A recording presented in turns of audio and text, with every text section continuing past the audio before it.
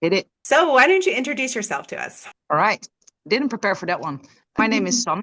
I'm 35 years old. I'm currently traveling to through Japan. I live in the Netherlands and I made a switch because before that I was a cloud engineer. I work as an currently as a project manager. So I had a nice curvy road to where I am now. Before that, I studied cultural anthropology. Wanted to say I live in The Hague. That's about it. Nice. The Hague in the Netherlands. Yes. Yeah, great. So, what inspired you to join the Leadership Landing Program? Well, you. I think we met through acquaintance, both of ours, and he made sure that I checked your page. Yeah. Well, you kind of convinced me to do it in the end. You reached out, we had a conversation, and I explained to you what stage I was in, a leadership course from the company, Mhm. but I was really focused from within the company and very professional. And at that time, it seemed like a perfect fit. Or on professional level. You mentioned your course. I was starting soon, so I checked out the page, of course. And you offered something besides that, what it was about. If I wanted to be in leadership within a role, professional, then how would I give that shape with who I am? And that is, I think, even though I was already taking what draw me to your course Oh, nice, nice. So, where were you in your personal or and where I would be headed within the company. professional growth journey before you started? Well, stuck. Even though I was within the company on a professional level to explore more and to for more personal exploration, step up and increase my role because I was already doing a lot of stuff for the team, for the company, but from a role that didn't suit that. I always used to do that, from operating from within the shadows, and I liked the impact I made there, and I didn't want to be seen, and it felt safe. So I was struggling how I would want to do that and take that leap was personal that also had his impact on me, and I'm thinking about that more than my personal life at the moment, so it kept me stuck in multiple ways, more or less. And what did the leadership or impact mean, like the word leadership or impact mean to you? Leadership back then was something, so because when you struggle where you want to be professionally, for me that also means I'm struggling in private, because it keeps me occupied. Then, and what does it mean to you now? I didn't admire, because of some people I looked or I saw operating from a role that took on leadership. And not as such in a personal matter, but more within a company or a role. And there were examples that I did not want to follow, and that made me think I didn't belong in a role like that. About impact previously, I thought I could do that more from behind the scenes than in a role that should have impact. So there's the measurability, of where you can deliver impact. And for me, that beforehand was more from within the team and not on a different level. So that's professionally.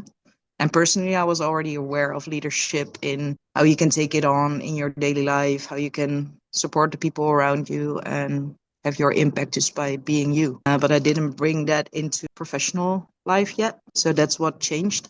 I Great. see it now more as, yeah, you can take on your cloak of leadership in whatever you do. Beautiful said. Nice. I like that cloak of leadership. And which parts of the program stood out most? For example, a session, a story, a reflection, perhaps a tool. Well, it was an intense course. There was a long couple of weeks. Every time we had the session, it was an intense session. It was new stuff coming at you, new insights into self, but also how others look at it because it's group led.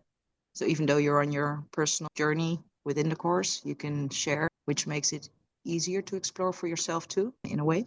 And I think what stood out most was the things that kept me stuck, not incorporating who I was completely into everything I do. So even though I was really authentic in the in the way of how I was living personally and professionally, I didn't dare to make that step up, because it felt like that wouldn't suit me. But there are ways to uncover that, how you can go there by getting to know yourself. And for me, what was really an impressive session was about the courageous conversations, because I used to really ignore emotions I could have about certain situation. I didn't want to make it into a conflict or talk about it, or I wanted to keep the peace. I wanted to mediate, but I never really took my own voice into the equation. So I either fought for someone or from a point of view, but not from all me. And so I think that was really one of the most impactful realizations that I should work on. Nice, nice. And was there a specific moment that shifted how you see yourself or the ability to influence others? That it's okay to explore yourself, to change yourself, to grow, not keep yourself stuck. So it's about growth in essence. And it was something, of course, I followed this course, but there have been multiple things I did over life to self-explore and transform. And I got stuck in this moment because all the other stuff that were automated behaviors or automated responses because of your backstory, which were in the way of me progressing. So even though I recognized them, I didn't fully adapt or knew a way how to let go of some of those mechanisms. And I think that's something that changed. Nice, nice. And how did the program challenge or stretch you emotionally, mentally, or practically? Well, in all of the above, to say the least. I think it stretched every session because to do the exploration, you have to do the work. You have to dig deep and dive into your own mechanisms and analyze them, not just for the sake of understanding, but also knowing how you might be able to intercept or change, adjust. So it was very tough at points, emotional. I think when sharing, you should also expose more vulnerability. And that was something I wasn't used to. So for me, that could have, that was pretty intense to be able to do that and learn to do that. And I think that's the exploration of emotion in itself also was really good to do because we all have emotions, but I didn't always let them in or let them speak for themselves or sit with them. And now I went beyond just recognizing them but not doing anything with it. But now I moved to doing something with it. So yeah, Wow. more or less. Nice. And which framework or exercise do you still use today? For example, your values map, the metaphor about dragons in your core, Enneagram, or any other framework that we use, like shifting cycles, etc. Multiple. I'm really aware when I exhibit certain behavior and I'm like, why? So I'm more aware. I want to know and understand why I have certain behaviors and where did it come from. And I had a set of values that I had back then, which formed during the sessions, but I also use now. And some you can let go of. And I think that's part of the growing, that you realize that values are something you value because you need other people to have some connection to those in order for you to get them or to understand them or to value them. So if you put your values close to how you look at other people, it's not always necessary to have values that no longer serve you, that you already keep from deep within and you don't need others to give you. So yeah, that's something I still do. The eco cycle, which is really valuable for progressing through loops a bit faster, knowing where you're stuck, what you need to do, what you could do, and where you want to go. And the Enneagram was a funny one. I think the knowing your personality. I struggle with that. I think I had like 10 personalities before I came to the conclusion what it should be. And I think it was so hard for me to discover because I know I have multiple ways of being a chameleon, so I can relate to a lot of traits. I can show a lot of traits, but knowing which are my own deep down was the search.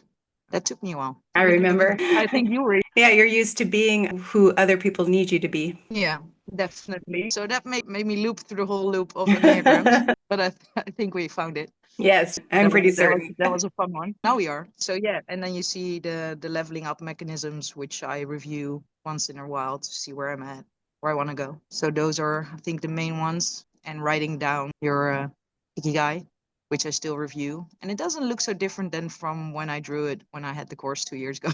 So yeah. That's nice. That's nice. I go through all of those cycles every year that I teach in the course for myself. Although you don't always shift fast through it, things shift, things move. So lovely to hear that you're still using them. How has your approach to creating impact with colleagues, friends, or your community changed since completing the program? Well, I leaped, took on some new roles, but also showed my, how do you say that? My basic level that I was still exploring. So even though I took on some roles, I didn't give the impression that I knew it all, and that I knew what I was doing, that I was certain about everything. So I really down in the professional field to make sure I gave myself the room to grow into that. and to do it my way and to reflect. So I often had conversations with my peers to make sure for myself what I saw happening to others or to myself in certain situations, to make sure that you can mirror and reflect. And while doing that, taking on a new role and doing new things, a lot of the gut responses are right, and it's nice to trust that. So yeah, I'm happy with the moves I made on that area. And the impact, just it doesn't need to be measurable in numbers, even though corporate likes that. It's also very nice to get the feedback about a personal level of impact and what you bring about around you. So that was really nice to get back. So I think they noticed. And personally, on a personal level, I think friends also noticed that I was going through some changes. They knew I was stuck. They knew I was searching. They saw me do new stuff, both professionally but also in personal life, sharing more, still with a certain amount of people, but that's my choice. I'm just not someone who overshares easily, but I do value having really deep conversations with friends and family. Nice. And what changes have you noticed in how you communicate, make decisions, or inspire others? More rest. I don't need to have an answer directly, even though you can answer directly. So if you're put on the spot to provide an answer, you will get one. But it's always based on the information I have then. So if I need more information, I will let them know. Or if I need time, then I can give that. I can create that space for myself. And have you seen any tangible results, such as improved collaboration, recognition, confidence, balance in your work and life, perhaps promotion, change in role, anything? Well, I think all of the above. I think that Wow. both by myself and the people around me. So people can see me even when I'm unsure, which I didn't show before. So I let down some guards and I'm able to be present with the emotions or the feelings that I have in the moment. So it's more natural, I think, for others and they're able to see me and I let them. And I think that's really valuable. And I got the same in feedback too. So everything I processed inside me before is a little bit more out there.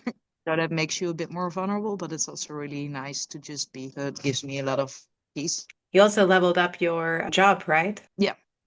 Because you were a cloud engineer when you started, and now what are you? Well, I did it for, I still take on multiple roles, but I Hmm. just started a new one at the beginning of this year. I started at a new company. So I said goodbye to the previous one where I was stuck and I didn't see the opportunities of growth in the directions I wanted to. So I met that new company and they gave me all the freedom to explore and they landed me a great project, which we finished with great result. So happy about that.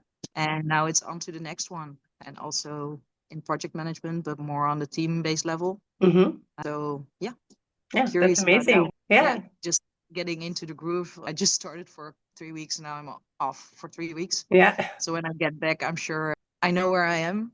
I already met the team. I know what they're doing. So I look forward to returning. Nice. Nice. And from what it sounds, the project you completed before it went really well. So I'm confident this one will also go really well. Was the program worth the financial investment? Definitely. I think every investment you make in yourself worth it, but especially one where you can dive so deep into your own abilities and get to know yourself, whatever surrounding you may be, or find yourself and have tools to find your way through. Nice. So yeah, definitely, definitely Definitely. worth That's it. And good. your That's guidance good. was amazing. What did you No, your say? guidance was amazing. Your guidance was Hmm. amazing. Oh, I thank think you. through every course we had to do all this homework and stuff, and to make sure every session we had a challenge that we needed to face to explore ourselves. And I think the amount of time you had to put into that to read it all and to really get to know your students, I think that was amazing. Oh, thank you. And what would you tell someone who's considering joining the Leadership Landing? Well, do it. An investment in yourself is always right. And I think with you as a coach or guider, even though you have to do all the work yourself, I think you hand the right tools and ask the right questions to get people to move, whether they find an obstacle or, I don't know, take a detour, they will find one way that suits them. And I think everything you offer helps them to get there. It Nice. did for me. So. Great. Thank you. And if this program had a ripple effect on the world, what do you think it would spark? Well, if you're really philosophical about that one, then world peace, of course. If everyone would level up to the best of their abilities and at least try to look at themselves and how everything you do comes with responsibility for the people around you, for the world around you. So whether it's the next leader of the world or just the leader within a company or leader of a team or leader of your own life, I think the skills are needed for everyone to basically move through life with a sense of self and knowing what impact you bring. So defined people living with passion and purpose. I think that would be awesome if it trickled to everyone, right? Yes, amazing. That would be my dream. And I'm still dreaming that. So, I know. The and crowd is growing. yeah, exactly. And looking back, what part of yourself did this program help you rediscover or strengthen? I think it sparked hope that whatever you do, if you do it from your soul, your core, whatever, then you cannot make a mistake in doing it. It will help you grow to the next chapter in your life. There's always a reason you're challenged by something in the present time, but it might value you in the future. So if you're happy with who you are, how you're growing, who you're becoming, who you want to become, how you do it, and the road in between, I think it gives a lot of balance and just comfort. Oh, beautiful. Nice. And if your inner dragon or dragons could speak, what would it or they say about you in who've you become and the difference you're making now? Well, probably you're not there yet. Dragons and demons, they will always be a part of you, but they're not as noisy. I think even after the course with the eco cycle, I was sometimes in doubt whether I had an obstacle I needed to do something more with than just be aware and how to get through that. And I think some parts of you might kick in when needed, but they don't have to be automatically there or a natural response. So when I think as long as I'm aware, I can tame my demons and dragons quite well. For now, you never know. They will always be there. They will be whispering, "Are you sure?" But yeah, Yeah, we'll see. beautiful. Yeah, I think you're doing great stuff. So I think your dragons would be proud. And now we're going to go through some quick ratings on a scale 1 through 10. So 1 is a really low number, and 10 is something that you agree with strongly. Okay. All So, right. first question. I understand my core values and how they shape the way I lead and influence others. I think I know. I currently changed them a bit, so I'm aware what they are now. So, 1 through 10. But oh yeah, number 8. 8. Okay. And I feel more confident and authentic when creating impact or guiding others. With the vulnerability of whatever I'm doing, you're never sure what you're doing is right. I think I trust my gut. So 9? Nice. And I have practical tools to navigate motivation, communication, and growth conversations. Yes. I have the tools. I need to use them a bit more. There are still some number, right? 7. 7. Okay. And the program continues to have a positive effect on my work and relationships. Probably 8. Okay.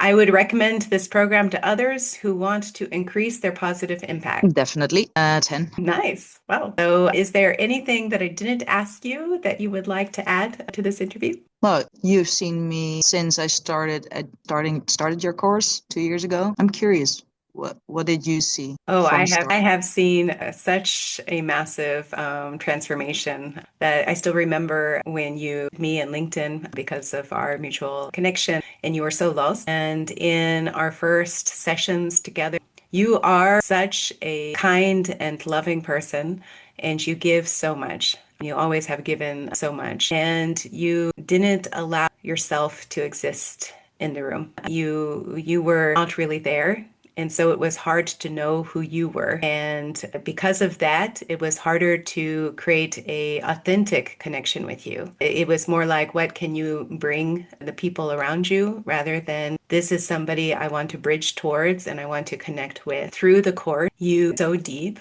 and you got so in touch with your emotional side, which I think you in your life had a tendency to numb because you didn't exist in the spaces. Although you could take on the emotions of everyone around you, your own emotions weren't allowed, and you allowed them to come and not in a place of chaos or falling apart, but it's exactly those emotions that have empowered you and made you so strong. Because in the end, you have such a purpose in this world. You want to make it a better place. You care deeply about sustainability. You care deeply about the people in the world. And that's why you were confused about what kind of person you were. You thought you were a helper. You thought that you were somebody that is there for others, but you do help, but in a place of transformation. You're a reformer. You are the one that will make waves and changes in the world when you embrace your real power. And I've seen you do that.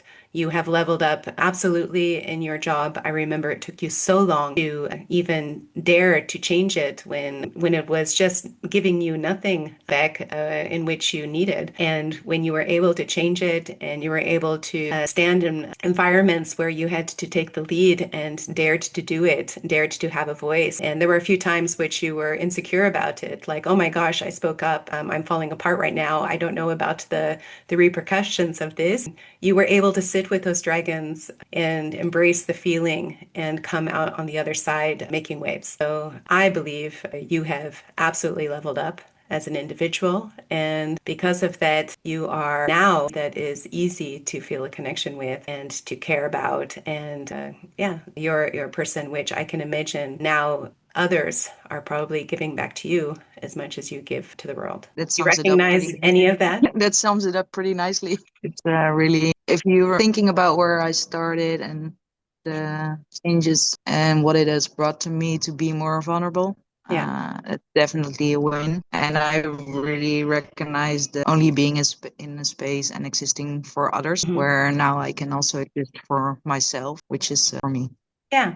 And So you mentioned one thing about you're not a person that overshares, but remember the myth. Vulnerability is not about oversharing.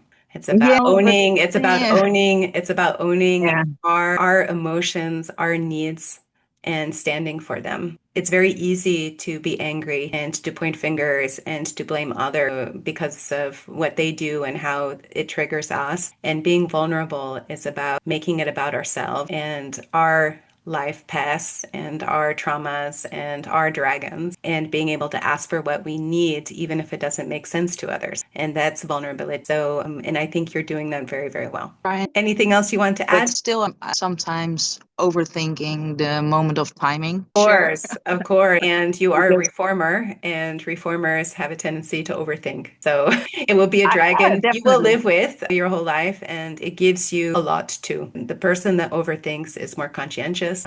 They see details which others miss. They are hyper vigilant to the energies in the world around them. So, yes, there will be moments where you will feel like you're too much and you overthink and you can't stay fully present. That's your dragon's, let's say, fire. But when you learn to sit with that dragon and accept and love that dragon, integrate with that dragon, because in fact, that dragon is you, then you get the power of conscientiousness, connection. That hypervigilance becomes a kind of empathy that empowers others in the world, which is exactly what you need to do to be able to transform the world to a better place. So The ultimate you're dream. doing good, and you will always have that dragon in your space, and it's about learning to sit with it. Yeah.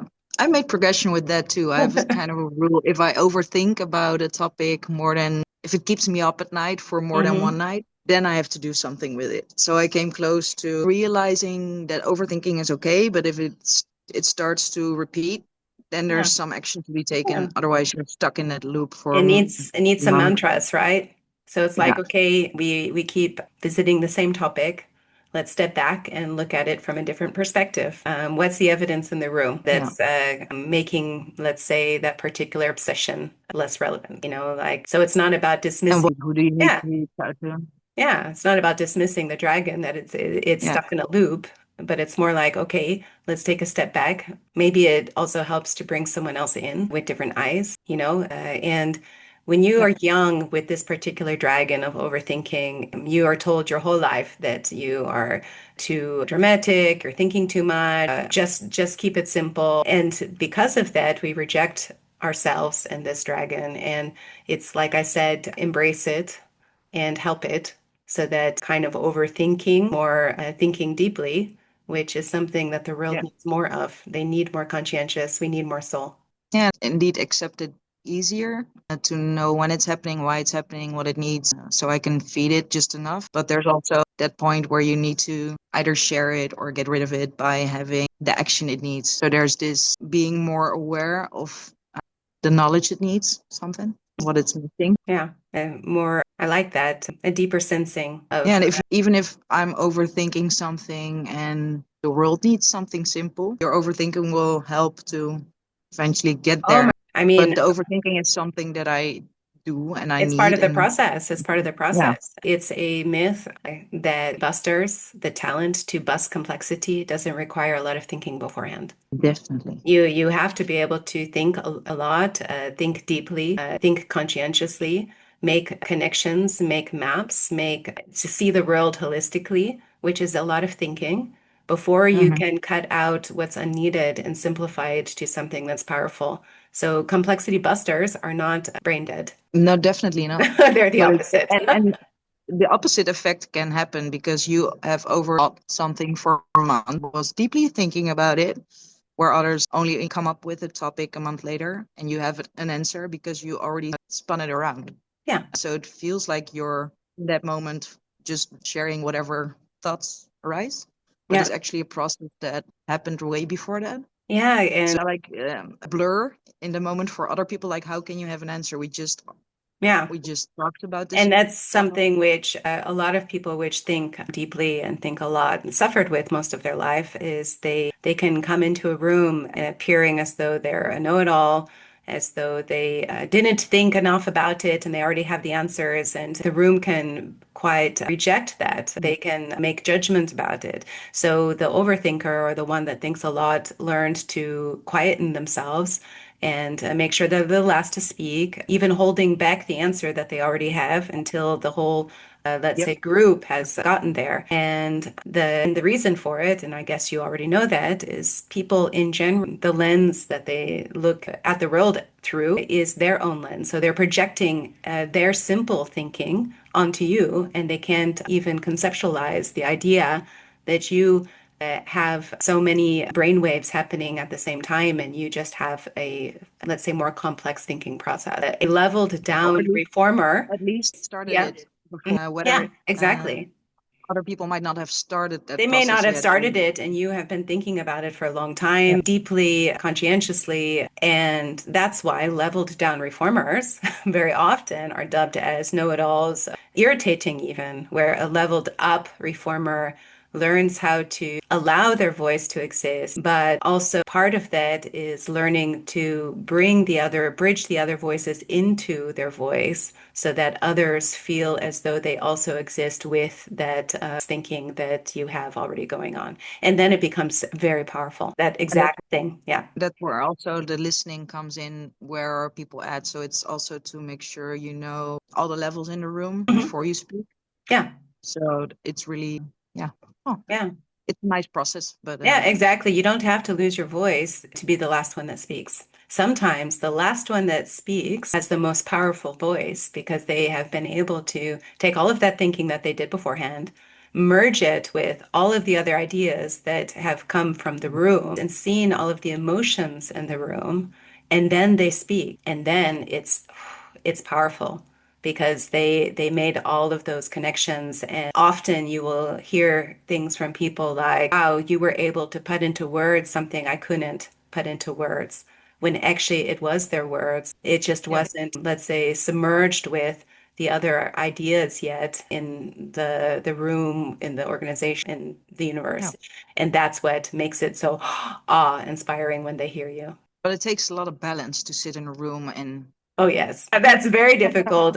I had to learn that for years and years, how to do that. So that's why I use probably so many liberating structures. And even the way my brain works, I mean, I have a unique brain chemistry, mhm. neurology, which has a thick bandwidth. So I'm processing a lot of information always at the same time. So even the, let's say, way of neurotypical people speaking and how they speak in kind of a single line at once. Like first this idea, stop, listen, stop. That for me is outside of how my brain works. So I have to fake it. I have to imagine how it is to be that person and stop and allow them to speak so that, and then stop and wait until I speak when actually I can do it all at once. So it's artificial. So for me, Mhm. having things in place like liberating structures, etc., help me to stop long enough so that the other person is not disrupted by my fast thinking and talking at the same time kind of behavior. I often stop myself now when I'm in like a blur and I see the other people like, oh wait, now it's your turn. Yeah, yeah, Like exactly. and the other way around, I let people see when I need that space. Yeah. So there's yeah, Yeah, how do you say? exactly. This reciprocal, you go, and now it's my turn to Yeah, go, exactly. and like I said, a biggest part of successful communication is making sure that everyone in the room can communicate, and not just that I have the ability to think and say what I need to say. So it means that I've spent a lifetime trying to learn how other process information, making sure that I don't disrupt their flow, just because my flow is different. So, yeah. Yeah, That's something which a lot of people that are dubbed as overthinkers, it's not even just overthinking, it's a different neurology, a different way that our brains process information. And others in the room can't conceptualize it because their brain doesn't work like that. So it's about making yeah. adjustments so that everyone can exist in the same space. Yeah, Anyway, and it's beautiful if everyone comes from the same point that you want to understand how the other one thinks, so you mhm, can get aligned. I think exactly. that's Yeah. very important. Well, this has been Ah, an amazing interview, and what a great last, let's say, input or not really a question, but conversation. And again, it was really lovely having you in my course. And also, you always join the biweekly huddles and are always ever present in the Abigaso universe. So I always look forward to seeing you and seeing what new challenges you are going to be solving. So you're hoping I will face more challenges. Awesome. I hope so, because life gets fucking boring without challenges. They're there. Yeah, they're Anyway, all I'm going to stop now the recording. right.